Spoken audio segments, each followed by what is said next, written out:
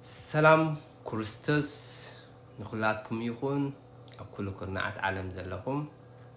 لمخا كاب كل زبلت كاب ويني كاب جنزب كاب مجبي كاب معار زبلت نايك زابير قال بس عاد ككفلوك مي سم أملاح نزل عالم يبارخ اتزبلت ناي هيوت هنجرا اتزبلت ماي هيوت نا إجزابير قالي من باركا زحكس من باركا دزبل نا إجزابير قال نا إجزابير نجاري سم أملاح يبارخ هاللويا نا أملاح مخان كندي تعمن دزبلني أبز مدري كنما لسكلنا تقول حس بوتا مس إجزابير مخاني مس إجزابير من اللاسي سم أملاح يبارخ ككل زبلت ناي إجزابير نجر مس إجزابير مخان مس إجزابير أملاح من اللاس سم أملاح يبارخ لما أنتي نعخذ خون تسفى علو لما أنتي نعخذ خون تسفى له سم أملاح يبارخ أكل كرناعت علم زلهم دقيمة سلام كريستوس نعخاتكم يخون سلام قويتانا مدحنا يسكسس نعخاتكم يخون فقري أملاخن تقا قويتانا مدحنا يسوس كريستوس حبرة منفس قدوس نعخاتكم يخون بروخات نعخات تسفالك نعخون تسفالك اكزابير زحسبلكي حسب يفولطوي ناي سناي ناي صبوني اكزابير أملاخ زحسبلك حسب ناي سناي صبوني سم أملاخ يبارك إجزابير أملاح كفترنا خلو مسؤول حبرت كنجبر مسؤول كنمالالس دمصنا خسمع نحنا خا دمص خسمع كم جمر تاز فترة تفترنا بملكعو مسلو زفترنا إجزابير أملاح مسؤول متان كنمالالس مسؤول متان كنعللي مسؤول متان حبرت كنجبري كلاتنا خنفتر كلنا بعلامة إجزابير أملاح هنا تفتيرنا سم أملاح يبارخ بنا إجزابير علامة استفترنا دق سباتينا بنا إجزابير فقاد استفترنا دق سباتينا سم أملاح يبارخ إجزابير عبي كنسو نئشي نجر نمانم انت يقبرني أي نعقني سم أملاح يبارخ مخنياتو كلاتنا فطراتينا هالوليا بس ساعات استسفى زغورتك بناتك شجر بناتك جيجا زمت هاي سعبي ستيل حجون تسفى عليك سم أملاح يبارخ إجزابير أملاح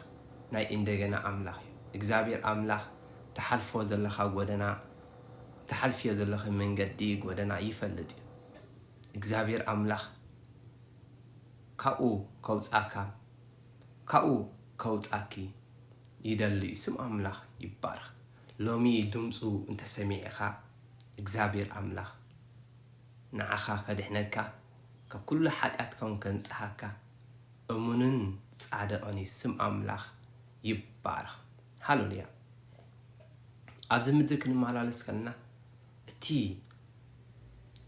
دس دبل اتزحقس نهيوتون عقابت كهب مس إجزابير أملاح حبرة مقبار مس إجزابير أملاح ممللاسي كل نجر كنتو ناي كونتنتاتي سم أملاح يبارخ بس ساعة زي تسفالك بس ساعة زي تسفالك سم أملاح يبارخ إجزابير أملاح أي حفرك كانيو إجزابير أملاح أي حفركني نسو أمن أملاح صادق أملاح سم أملاح يبارخ هاللويا بقال إجزابير بد سماي مدز فترة قالوا هاللويا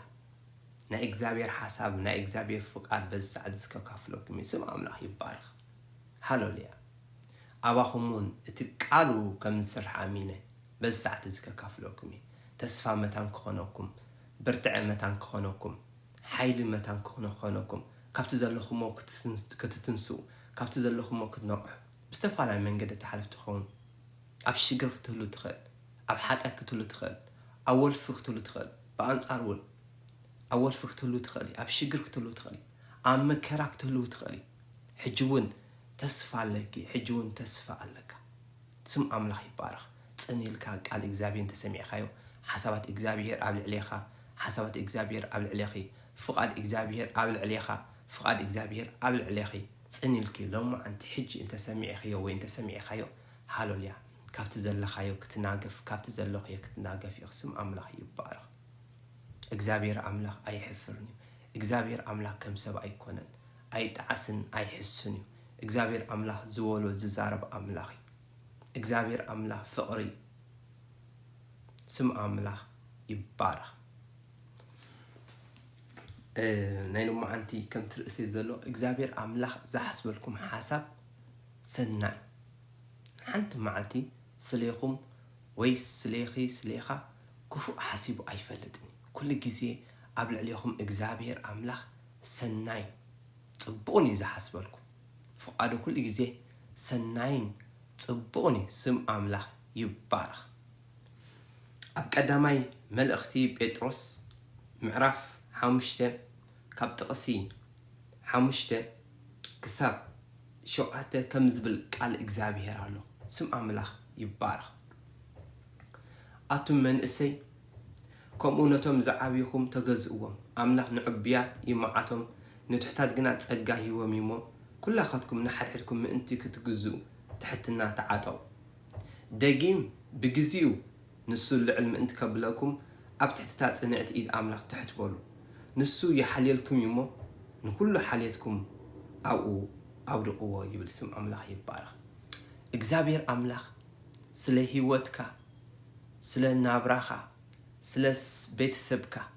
ስለ ዘለኻዮ ህይወት ንሱ ይሓልየልካ ዘለካ ዘበለ ኩሉ እንታይ ይገብር እዩ ይፈልጥ ስም ኣምላኽ ይባረኽ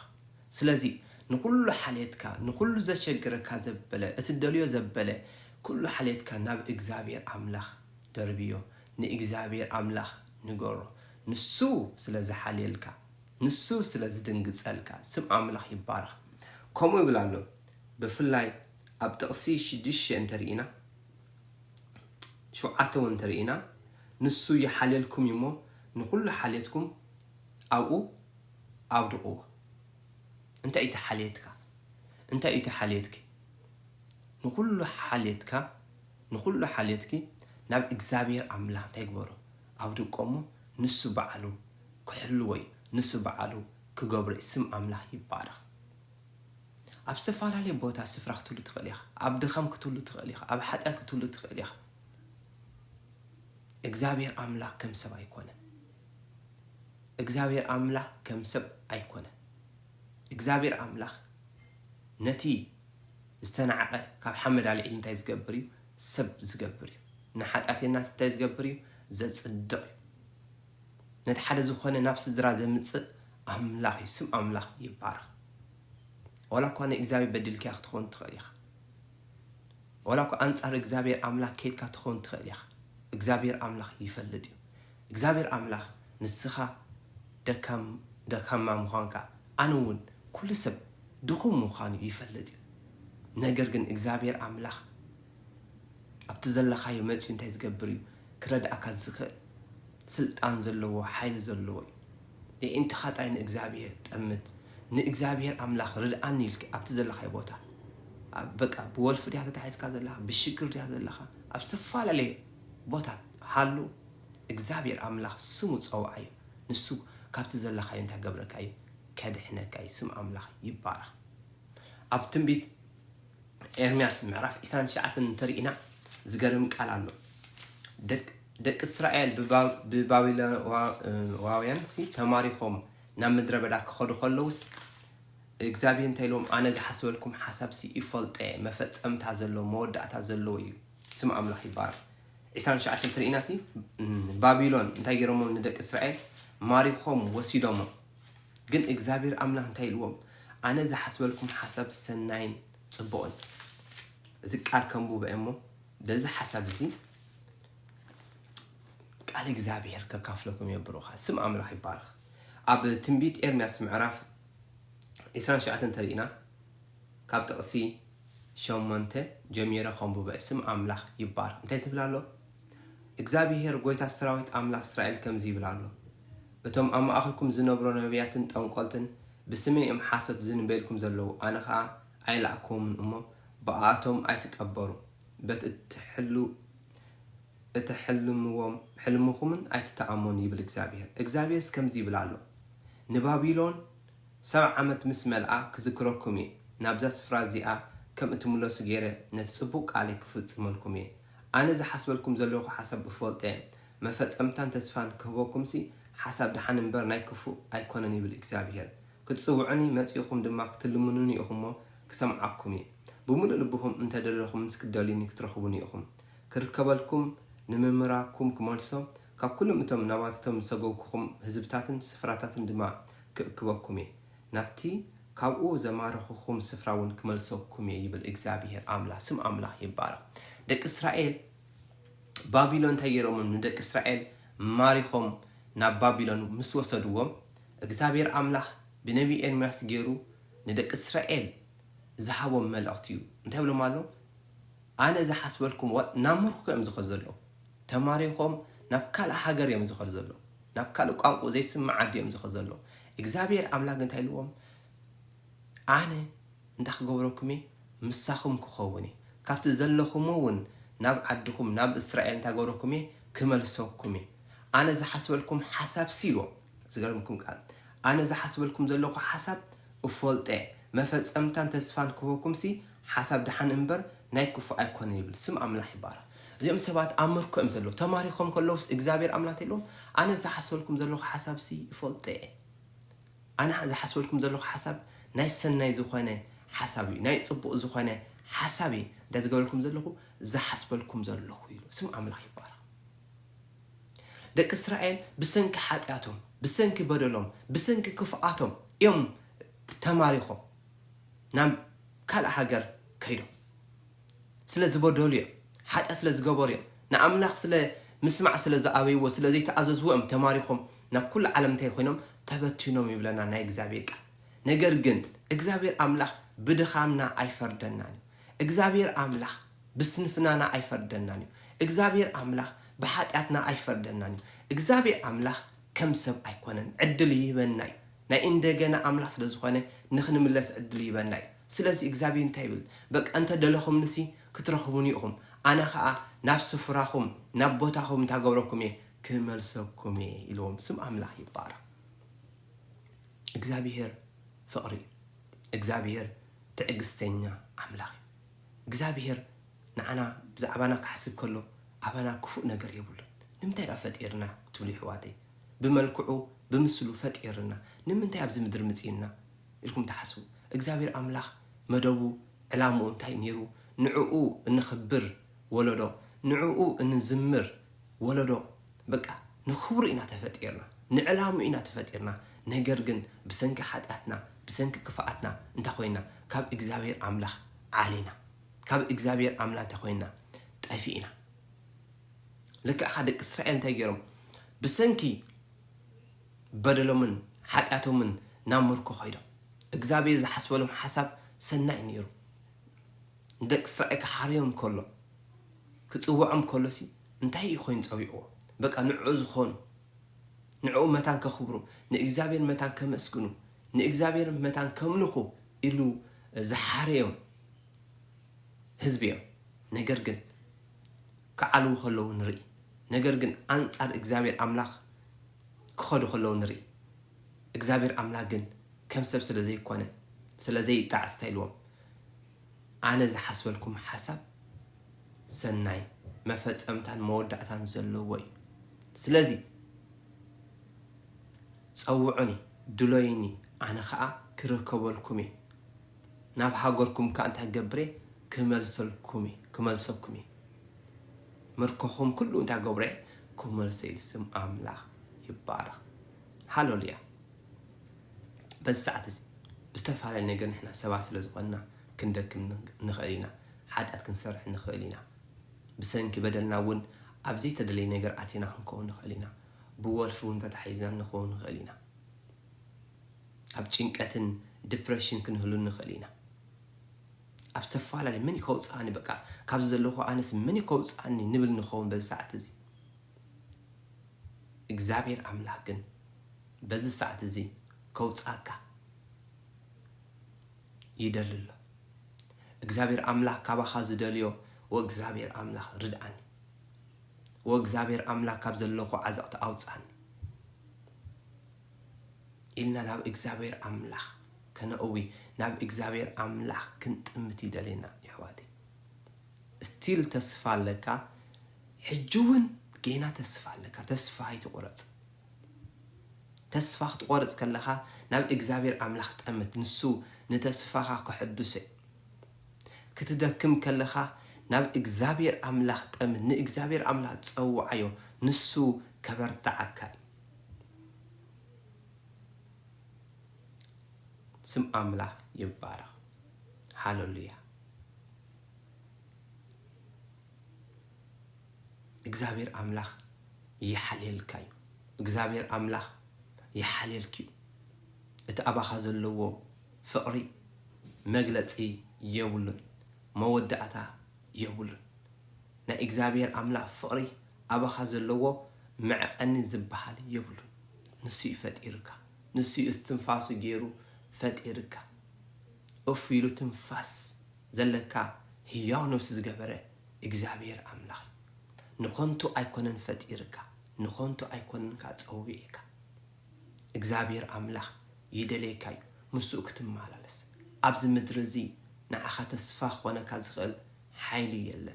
أبز مدرزي لنفسخا كعقبا زغل زخونا حيلي يلن زخونا تسفا زبحال نقر يلن حدا نقر تريالو نعخا كحكوسا كازغل نعخا دسك بلا كازغل نوشتغا كعقبا كازغل حدا تريالو نسخا إجزابير أملاخي نسخا بملكعو كمسلو جير زفتركا مسؤ متان كتمال علس نعو زخون هزب متان كتخون نعلام او متان كتخون إجزابير أملاك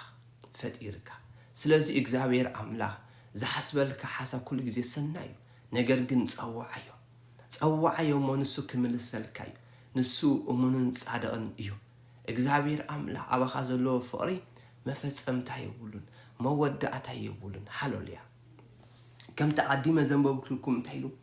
متحاول تزار كلس أنا إذا حسبلكم زلخو حسب وفلطة ما فصمتان تسفان كوكم سي حسب دحان إمبر نايكوف أيكونني بالإجزابير كتصوعني مسيكم دما كتلمنوني أخمو كسمعكمي بملء لبخم أنت دلخم نسي كتدليني كترخوني أخم كركبلكم نممراكم كمالسو كابكلهم تم نواتاتهم سقوكم هزبتات سفراتات دما كأكبكمي نابتكاو زماركم سفراون كمالسكم يبل إجزابير أملاك سم أملاك يبارك دك إسرائيل بسنك حتياتهم بسنك بدلهم بسنك كفاتهم هالوليا نمركو يحلف هيو أمركم كلو تماريخهم كلو إجزابير أملاك بنبي إرمياس جيرون تلو أنا إذا حسبلكم زلو حسابسي سناين مفت أمتان موردعتان زلووي متطوعني كابت زلهم مو شجر كابت زلهم مو مكرا كابت زلهم مو مركو كابت زلهم مو ولفي كابت زلهم مو مأسرتي كابت زلهم مو چنقت كابت زلهم مو ديبريشن كوز أكم يتصوعني يقولكم على سم أملاك يبارك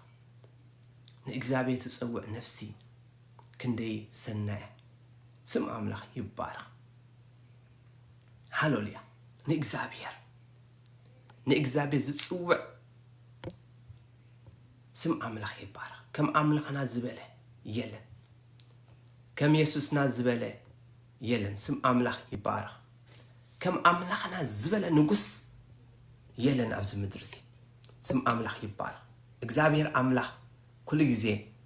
يدلينا سم أملاك يبارك لازم ناي إجزابير حسابن نهانا حسابن ناي سماي مدرن زخان انتهالو فللي قالو سم أملاك يبارك بالتعمي ناي سماي مدرن زخانة فللي قالو سلازي إنا دمت إجزابير أملاك نسك نسمع زلنا ناي سب دمت نسمع يبلنا ናይ እግዚአብሔር አምላኽ ድምጽ ግን ክንሰምዓልና ድምጹ ኸዓ ቃል አምላኽ መጽሐፍ ቅዱስ ሰብ ክንዕቀካ ይኽእል ሰብ ከዋርደካ ይኽእል ሰብ ድኻምካ ሪኡ ክጸልአካ ይኽእል ድኻምካ ሪኡ ከሐሜካ ይኽእል እግዚአብሔር አምላኽ ግን ከም ሰብ አይኮነን እግዚአብሔር አምላኽ ኢየሱስ ሰብ አይኮነን ከይጣዓስ ከዓ ወድ ሰብ አይኮነን ይብለና ቃል አምላኽ ስም አምላኽ ይባረክ ስለዚህ እግዚአብሔር አምላኽ ዘሐስበልካ ሐሳብ ዝሪኤልካ ኩሉ ጊዜ ሰናይ ጥራይ ስም አምላኽ ይባረክ ምክንያቱ ኣብ ያዕቆብ መጽሐፍ ያዕቆብ ዝገርም ቃል ኣሎ ጽቡቕ ውህበትን ምልኡ ውህበትን ካብ መን ይዝመጽልና ካብ እግዚአብሔር አምላኽ ይዝመጽእ ልዕል ኢላ ዘላጠሳ ይብል ደቅ አንቱም አሕዋተይ አይትታለሉ አይትታለል ክታለል የብልካን ብናይ ሰባት ውዲት ክታለል የብልካን ብናይ ሰባት ሐሳባት ክታለል የብልካን ብናይ ሰይጣን ሐሳባት ክታለል የብልካን ብናይ ገዛእ ርእስኻ ሐሳብ ክታለል የብልካን ምክንያቱ ጽቡቕ ውህበትን ምልኡ ውህበትን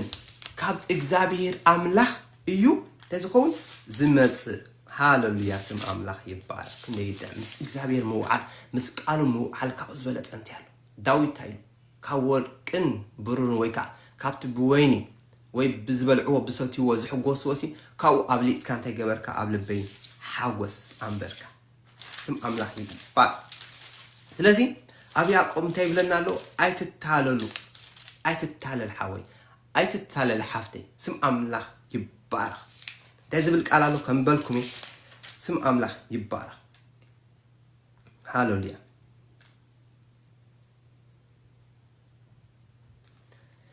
ያዕቆብ ምዕራፍ 1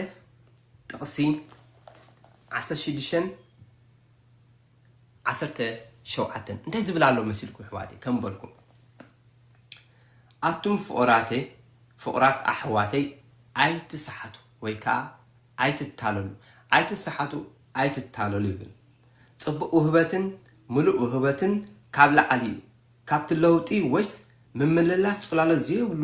ኣቦ ብርሃናት እዩ ዝወርድ من يز أبو برهانات إجزابير أملاح قبل علي قبل إجزابير أملاح انتهي مت مسيلكم صبوا أهوات ملؤ أهوات صبوا أهوات ملؤ أهوات صبوا حما زيولو مالتيو ملؤ خا قدلو زيولو كمني مت قبل إجزابير أملاح معسي مت نإجزابير أملاح كدريا مجمركا سم إجزابير أملاح كتصوع مجمركا قبل إجزابير سناي مزكا كم يزبزلو أتم فقرات أحواتي أيتتالول كاب كالي صبوق نجر أي متسني كاب كالي ملؤ نجر أي متسني كاباي صبوق نجر أي متسني كاباي ملؤ نجر أي متسني كاب سبات ملؤ نجر صبوق نجر أي متسني كاب زخونه يخون سب كاب زخونه يخون عليه سب صبوقن سناين ملؤ وهبتن كمتس أي كلنيو ስለዚህ አቱም አሕዋቲ ይሉ ያዕቆብ አይትታለሉ አይትታለል አይትታዓሾ አይትሰሓት ይብልካ ስም አምላኽ ይባረክ ምክንያቱ ይሉ ጽቡቕ ውህበትን ምሉእ ውህበትን ካብ ላዕሊ ካብቲ ለውጢ ወይስ ምምልላስ ጽላሎት ዘይብሉ ኣቦ ብርሃናት እዩ ዝወርድ ስም አምላኽ ይባረክ ስለዚህ ህዋቴ ጌና ተስፋ አለኩም ጌና ተስፋ አለካ ሃሌሉያ ተዘብል ናይ እግዚአብሔር ቃል ዝቃል ተዝህሉ ነርስ እንታይ መኾና ነርና ህዋቴ ዝቃል ንዓና እንታይ ይገብር የጸናናዓና የበርታዓና እግዚአብሔር አምላኽ ክንፈልጦ ይገብረና ብዛዕባ እግዚአብሔር አምላኽ ዘይኮነሲ ንእግዚአብሔር አምላኽ ክንፈልጦ ይገብረና ምስ እግዚአብሔር አምላኽ ሕብረት ክንገብር ይገብረና ምስ እግዚአብሔር አምላኽ ክንዛራረብ ይገብረና ሃሌሉያ ንጽውዕ ስሙ በቃ እግዚአብሔር ርድአኒ ካብ ዘለኹ ዓዘቕቲ ኣውፃኒ እኖ ካብ ድኻሜ ኣድሕነኒ ኣበርታዓኒ ኢልና ናብኡ ክንጽልኸልና እግዚአብሔር አምላኽ ብመንፈሱ ገይሩ እንታይ ይገብር የበርታዓና ምክንያቱ ነቶም ዝደልዩኒ እንታይ ይገብር ይርከበሎም እየ ዝብል አምላኽ ስም አምላኽ ይባረክ ኣብ ቅድሚ እግዚአብሔር ሌላን ዝበሃል ነገር የለን እግዚአብሔር አምላኽ ንኹሉ ደቂ ሰባት ኣብ ኩሉ ዓለም ዘለው ኣብ ኤውሮጳ ዘለው ኣብ ኣሜሪካ ዘለው ኣብ ኤዥያ ዘለው ኣብ ኣፍሪቃ ዘለው ኣብ ኣትላንቲካ ዘለው ኣብ ኣውስትራልያ ዘለው ኣብ ኩሉ ክፍለ ዓለማት ዘለው 7 ክፍለ ዓለማት ዘለው ንኩላቶም ደቂ ሰባት የፍቅሮም ፍቅሩ ከዓ ብማዕረግ ገይሩ ዘፍቅሮም ሌላን ጉሌላን ኣይገብርኒ ነቶም ዝደልይዎ ግን እንታይ ገብር እግዚአብሔር ኣምላኽ ይርከበሎም ነቶም ዘይደልይዎ ግን ኣይርከበሎም እዚኣቲ ሓንቲ ነገር እንተ ደሊኻዮ ይርከበልካ ወላ ሓጢአተኛ ኩን ወላ ኣብድኻም ሃሉ ወላ ኣወልፊ ሃሉ ወላ ኣመስተ በቅ ሃሉ ወላ ኣብሽጋራ ምስሓብ ሃሉ ነገር ግን እግዚአብሔር ኣምላኽ እንተ ፀዊዕኻዮ ካብ ወልፍታትካ ኩሉ እንታ ገብረካይ ከድሕነካዩ ካብ ኩሉ ዘለኻዮ ማእሰርትኻ ክፈትሓካዩ ካብቲ ዘለኻዮ ጭንቀት ከናግፈካዩ ካብቲ ዘለኻዮ ዲፕሬሽን ከውፃካዩ እግዚአብሔር ኣምላኽ እሙን እዩ የፍቅረካ بملكوع ስለተፈጠርካ ብናቱ ተምሳል ስለተፈጠርካ ንስኻ ኣብ ቅድሚ እግዚአብሔር እንታይ ኢኻ ክቡር ኢኻ ንስኻ ኣብ ቅድሚ እግዚአብሔር ኣምላኽ እንታይ ኢኻ ክቡር ኢኻ ፍጥረት እግዚአብሔር ኣምላኽ ኢኻ ብኾንቱ ይኹን ካልመጽኢኻ ሲካ ካብዚ በቃ ካብዚ ካብ ዝኾነ ነገር ታሪኻ ይኹን ካልመጽኢኻ ካብ እግዚአብሔር ኣምላኽ ኢኻ መጽኢኻ ሰማይ ምድርን ተፈጠረ እግዚአብሔር ካብ ኢኻ መጽኢኻ ስም ኣምላኽ ይባረክ ቃል ኣምላኽ ዛረብ ኮለሲ ከመይ ጌርና ተፈጢርና ንሕና ደቂ ሰባት እግዚአብሔር ከመይ ጌር ፈጢርና بملكوع هم تفترنا بملكوع فتيرنا سم أملاح يبارك انت رئينا أب زفترة معرف حد تقصي إسران شدشتن انت رئينا أملاح بملكعنا كمثلنا سب نكبر نعسى بحر نعواف سماين ننسسان نبزل عم مدرن عم مدرن لما من الزبل كل لما متان يجزء بله أملاح دما بملكوع سب فترة بملك أملاح فترة تبعتين أنستيتن جيرو فترة ስለዚህ ንሕና ብመልክዕ ኣምላኽ ተፈጠርና ናይ እግዚአብሔር ኣምላኽ ክቡራት ውለድና እግዚአብሔር ኣምላኽ ዘፍቅረና እግዚአብሔር ኣምላኽ ዝሓልየልና እግዚአብሔር ኣምላኽ በቃ ዝናፍቀና ድምፅና ክንሰምዖ ዝደሊ እዩ ኩሉ ግዜ ክንጽውዖ ይደልየና እንተ ደሊኽና እንተ ደሊና ንእግዚአብሔር ክርከበልና እንተ ዘይደሊኻዮ ከዓ ኣይርከበልካን እግዚአብሔር ክጽውዖ ይደልየካ أبوي فتير كان نسخة أخفت أري نسخة أخ أبوي يدلي كله كابزل له شجر أوتساني كابزل له عزقتي أوتساني كابزل له جنكت أوتساني كابزل له مأسرت أوتساني كابزل له ولفي أوتساني كابزل له هو شجر أدحنني إلك لا بفت أري خا ناب إجزابير أملاك كتأوي يدلي كله إجزابير أملاك أنت جبريو كسمعك هاللويا قال أملاك زارب كله أم معرف وانجيل ماتيس معرشو حتى كزارب كله انت يبل اسم أملاح يبار اسك بحسب كوينا نمبو وانجيل ماتيس معرشو حتى انت يبل እግዚአብሔር أملاح انت يبلو يسكوسس انت يبلو زدلي يركبيل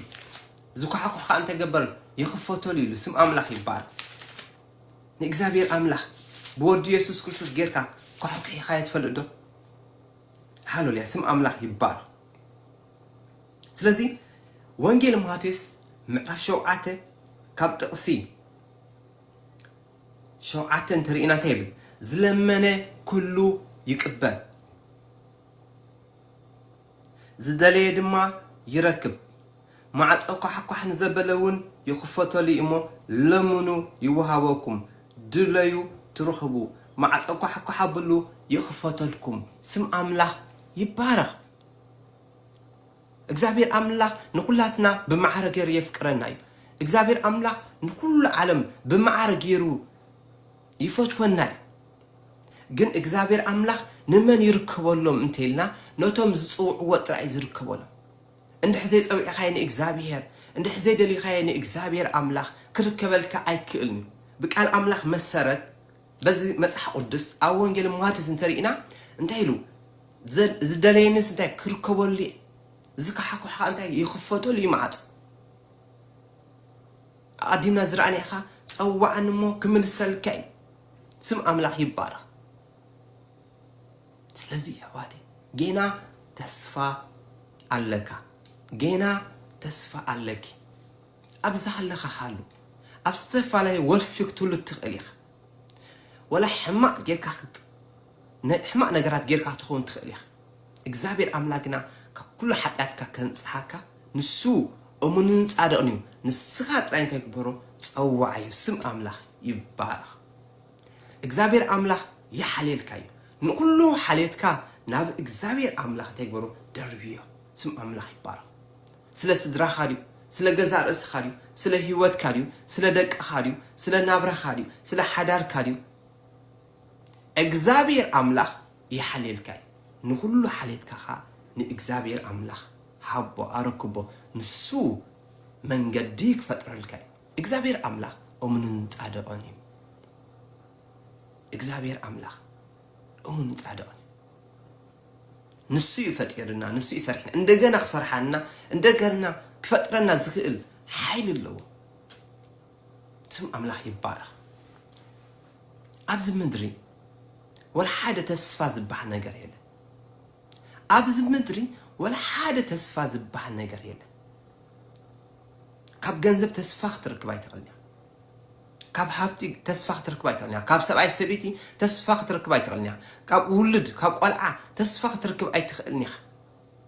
كاب فلتت بابن تسفى تركباي تغنيها كاب إجزابير أملاح تريحها تسفى تركب تغنيها سم أملاح يبارك تسفى إجزابير أملاح تري من باركا حق سكان تدليخا دس ندابلك كتنبر تدليخا نإجزابير أملاح دليو نإجزابير أملاح تصوعيو إجزابير أملاح يفكركايو يفتوكايو يحللكايو يدنقصلكايو إجزابير أملاح كم سبع يكونن كما يكونن كما خايكونن كم قالوت هيكونن إجزابير أملاح أمون أملاح إجزابير أملاح زي حسو زي تألم أملاح سم أملاح يبارك كندي تعماسي نا إجزابير مخان سنة يرواتي مسؤ منبار قص مدلاي كندي سناين تعمني إجزابير أملاح زي مرمر أملاح زي بتصح أملاح إجزابير أملاح أمون أملاح يواتي أبزح لخال كل شجر أقرب كان إجزابير أو عي إجزابير نقل مستيلو معرف ثلاثة ترينا تصوع عنمو كمل السلكا زي تفلطو عبين سور نجركا كنجركا وي كاري إكايلو إذا قالكا نما مهارينا يتصحف نإجزابير أملاح نفت علينا عن تصوع اسكن رأي إرمياس ثلاثة تنبيت إرمياس أبولي كده نزركب تنبيت إرمياس معرف ثلاثة قصي ثلاثة انت زبلالو تصوعنمو كمل السلكا زي تفلطو عبين سو نجركا كنجركا إيه سم أملاح يبارك نإجزابير تكبرو تصوعيو إجزابير أملاكا كمل السلكا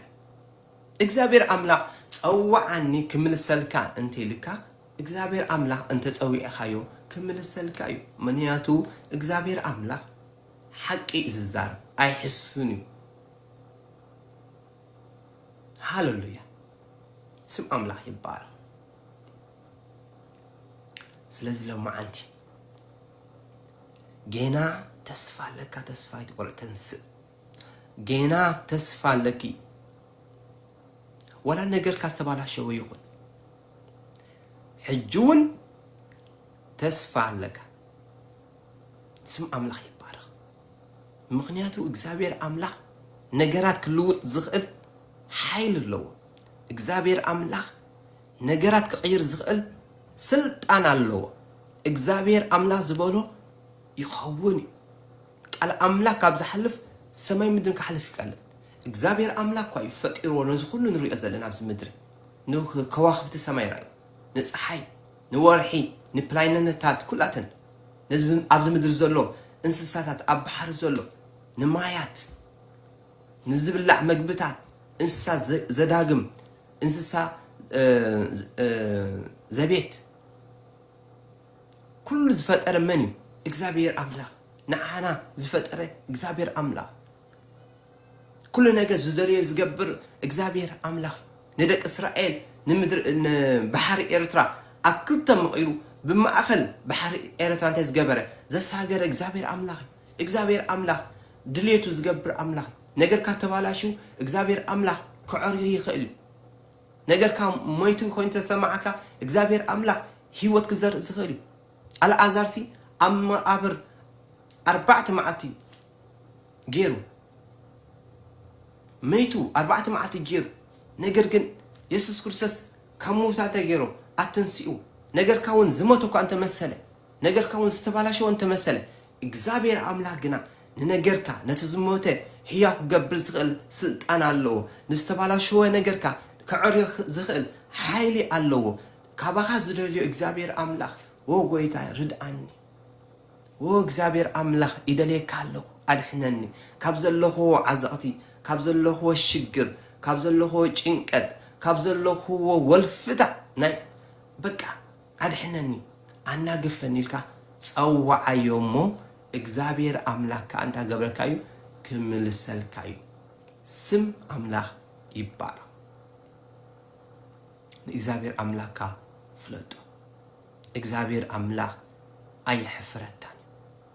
እግዚአብሔር ኣምላኽ ከም ሰብ ኣይኮነን ሃሌሉያ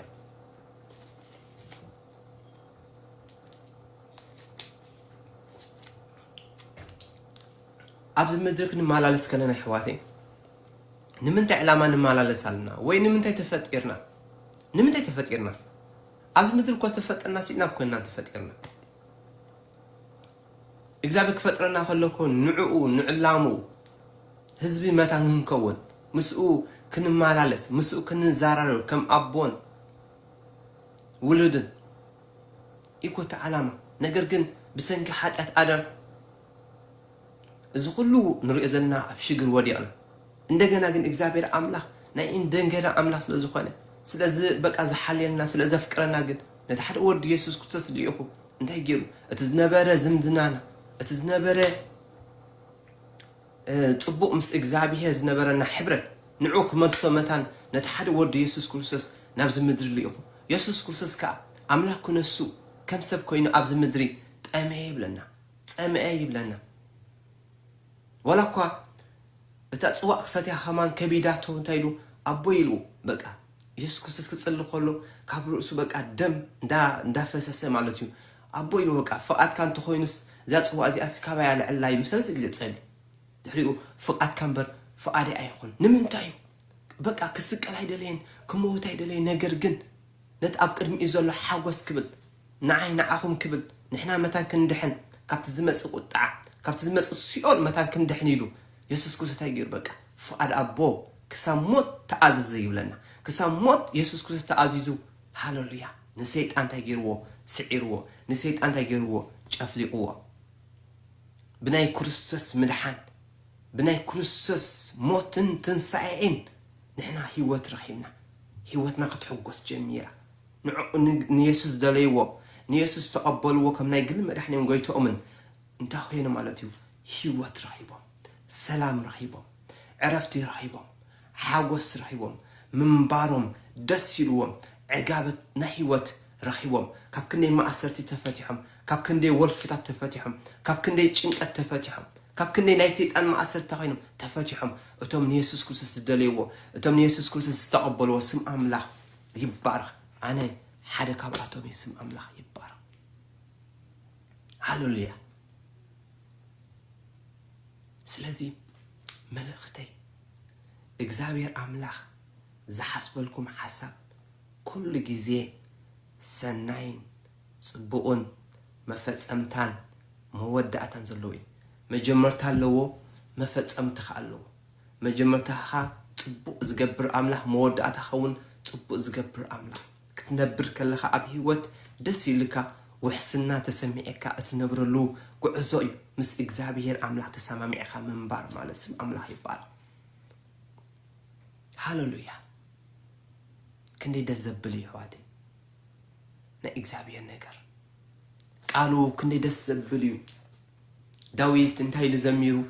ከምቲ ኢራብ ናብ ዓይኒ ማያት ትናፍቕ ወእግዚአብሔር ኣምላኽ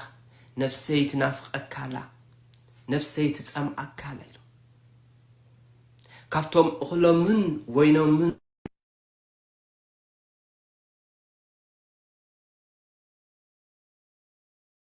ይባረኽ ናይ ኣምላኽ ምዃን ክንደይ ሰናይ እዩ ኣሕዋተይ ምስ ኣምላኽ ምዃን ንስሙ ምጽዋዕ ክንደይ ሰናይ ደስ ይብለካ ናብኡ ዝጥሙቱ ገጾም የንጸባርቑ ይብል ስም ኣምላኽ ይባረኽ ናብኡ ዝጥሙቱ ገጾም የንጸባርቑ ይብል ስም ኣምላኽ ይባረኽ ናብ እግዚአብሔር ኣምላኽ ዝጥሙቱ ገጾም የንጸባርቑ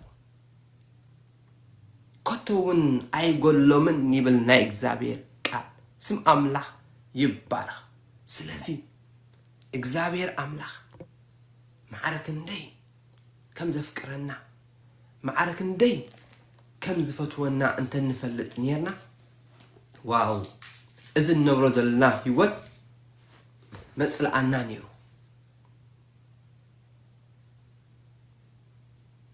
كم زي الناس عايم تمالالسنا كابزن لعل مخنا لون يعني أنا إجزابير أملا كابزن لعلي مخنا لون يعني سم أملا يبارخ سلازي حجون